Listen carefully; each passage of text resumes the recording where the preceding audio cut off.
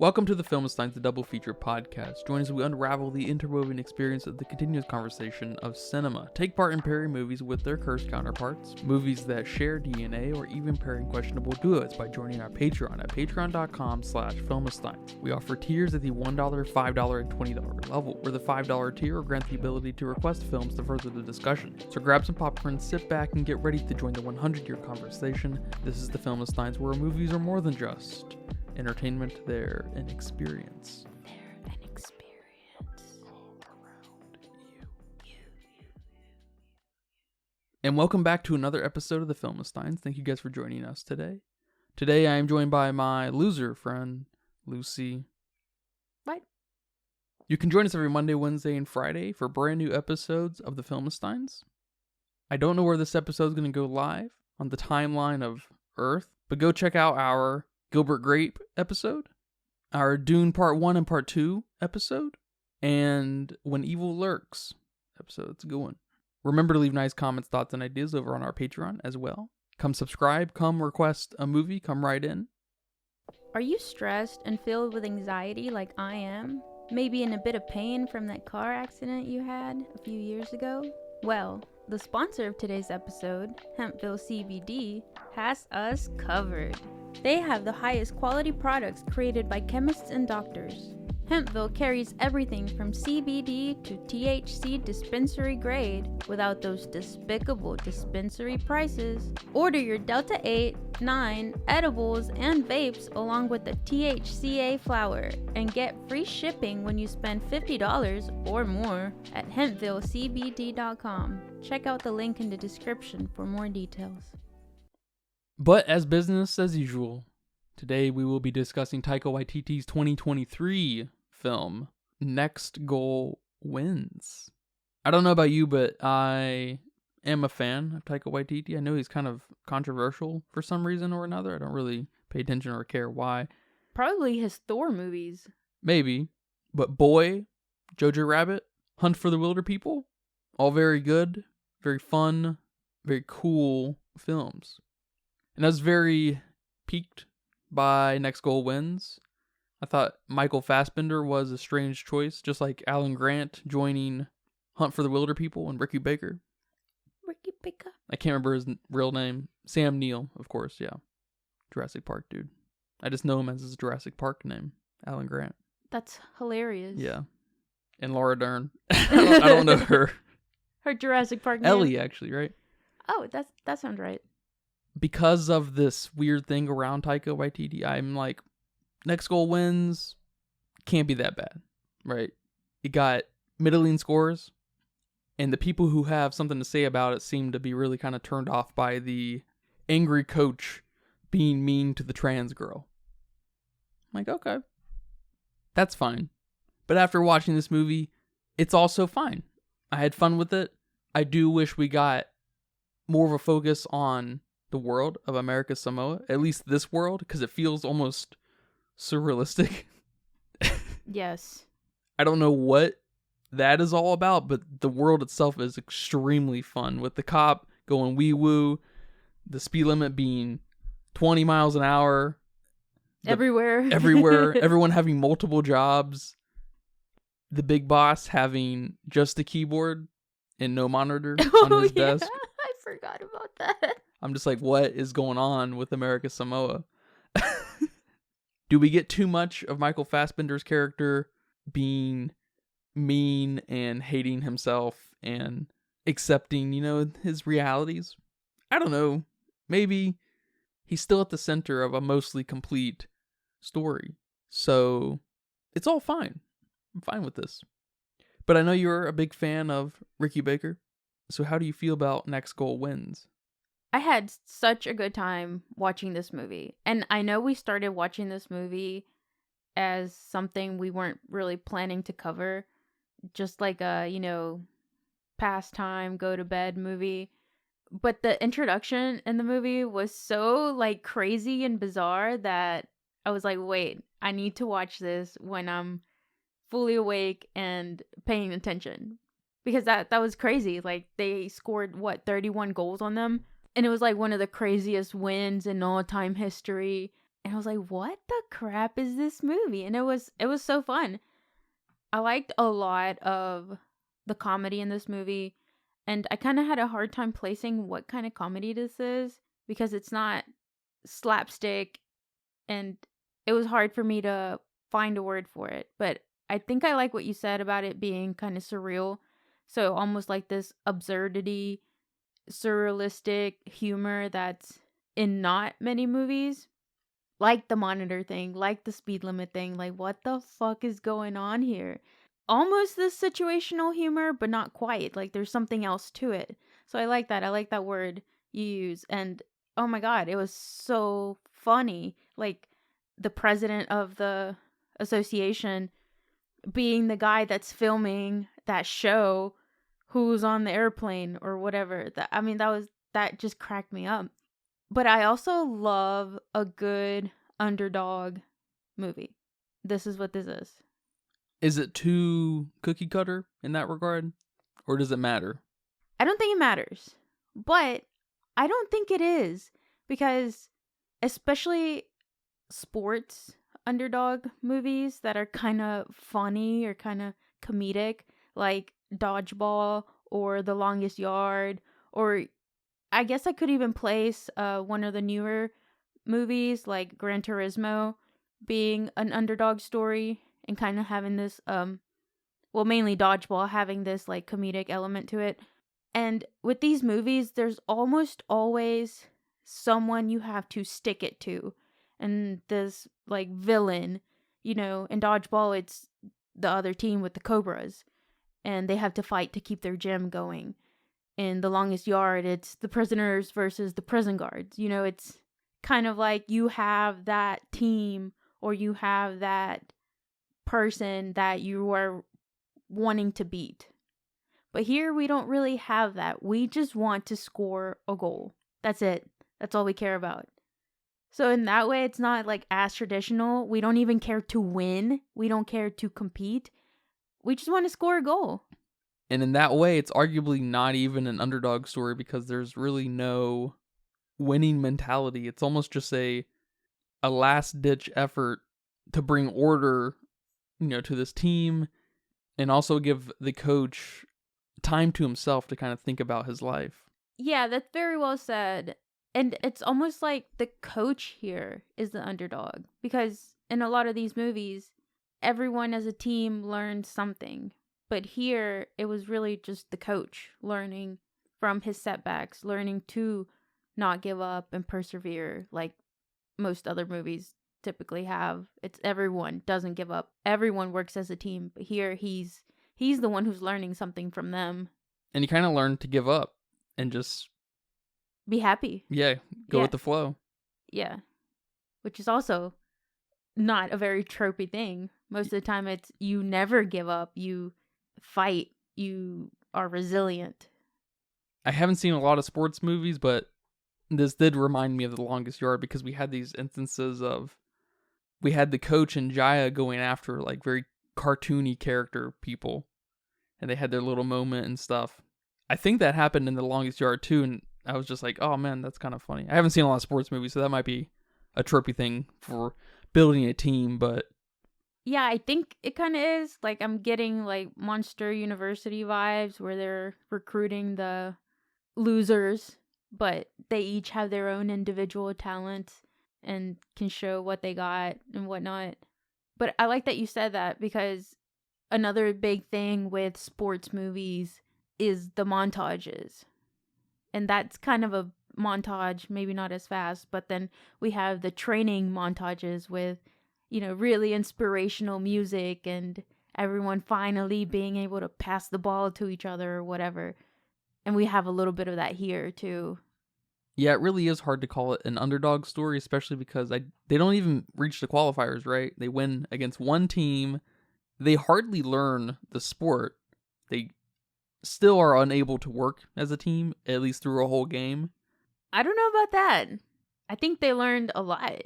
Especially each individual person. We don't get a lot of feedback from them after the game, but we have the kid, I don't remember his name, but he's the president's son, and he finally learns when not to fucking dive and trip people. That's fair, yeah. So I think there's a little bit of learning that each individual player goes through, because there's a lot of like pauses and them actually thinking about where to throw it, and maybe a little bit more communication.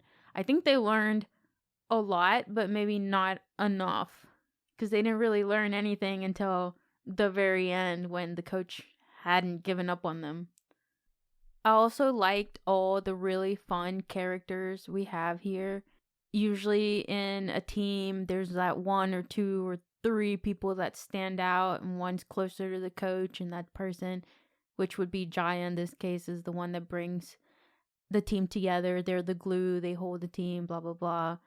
But I like the other characters they give us here, like the police officer, and probably one of my favorites is the goalie and his backstory to this. How he was the one there. He was the infamous goalie that let in 31 goals, but then getting a bit more from him, we learned that, yeah, he let 31 in, but how many did he actually stop? Which was like 60 something, I don't know, like half. And, you know, they don't tell you that in the beginning. And I also like that he plays, I don't know what game, maybe you can tell me, but he plays a game. Probably FIFA on the Xbox 360. Yeah, okay. And then he beats them and he kicks their ass there every single time, and he just has this, you know, something digging at him from that loss, and he's able to come back and win. And just how therapeutic that must be from him. I like that. I like his whole story. And it's so small, but it's so good. Nicky Salupo. I think that was him. I know we recently watched Monkey Man, and we also had a community of trans people in that movie. And I really liked how we viewed them in that setting. And there's something similar here going on that I really like. And it's probably one of my favorite things that's said in this movie, besides the whole speech at the end. But Ace, that assistant coach, tells Thomas when we first are introduced to Jaya that she's one of us, but different. And he goes on to tell him to imagine a world without flowers, and that the world would be pretty dull without them, and just how they're beautiful. And again, we have this involvement of the trans community in another film from, you know, not the United States at least. And I don't know, it's just something so sweet about not being so hateful and derogatory towards them.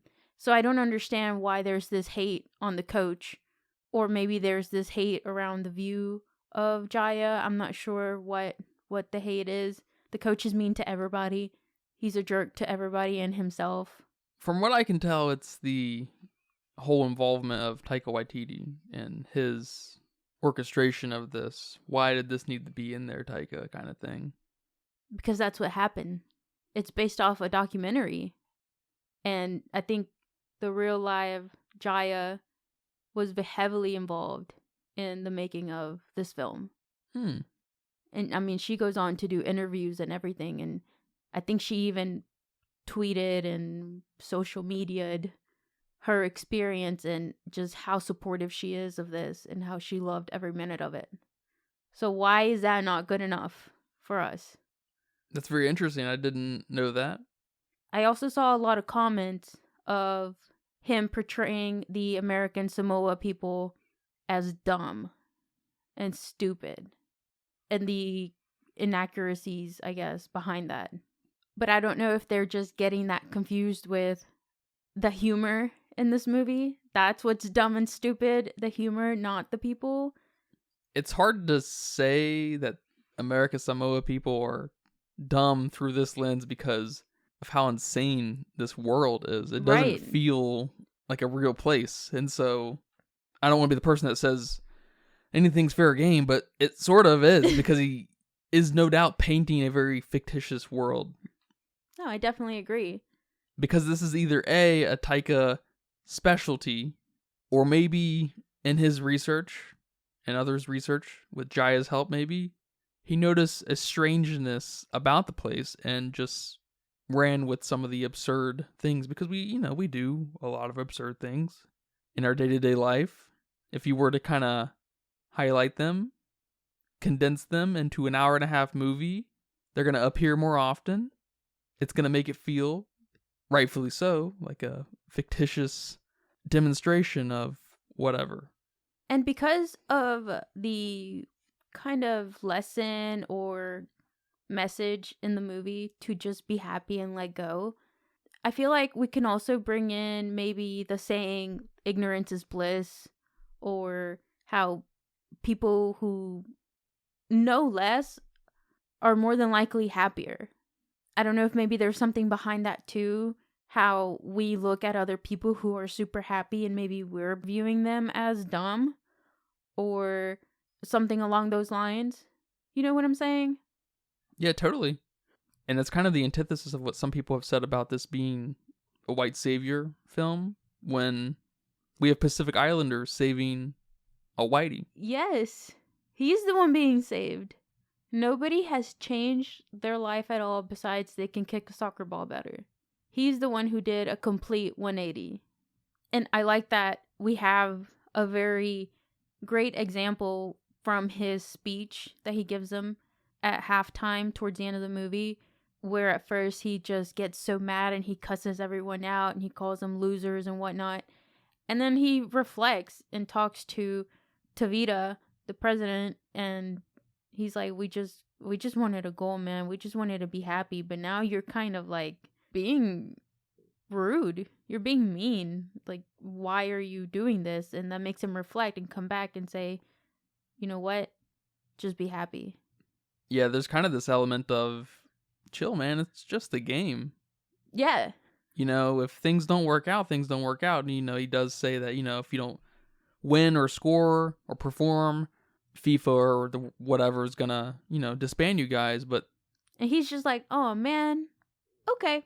But I mean, does that change anything for them? They can still play soccer if they want. You know, they're fine. Yeah. They obviously don't care. Look at their team. Yeah. You know? Yep. They want to represent America Samoa, you know, in the World Cup or whatever if they can qualify. Of course, you know, every country does. That's just what we do. But obviously they don't give a shit, really. Yeah. At the end of that speech, they break out into the song, and I will admit, I teared up. It was just so sweet. It's like, it was so sweet, but so bittersweet at the same time. And it just hit me in the feels right then. Yeah, I also like the Samoan dance that they pull out on the field, especially the end when they're all kind of together. Because in the beginning they weren't. And Yeah. like Jaya didn't give a shit about participating. I noticed that right away, and then they were not totally in sync with each other, and then at the end they are. Beautiful. Beautiful. They finally learned to synchronize.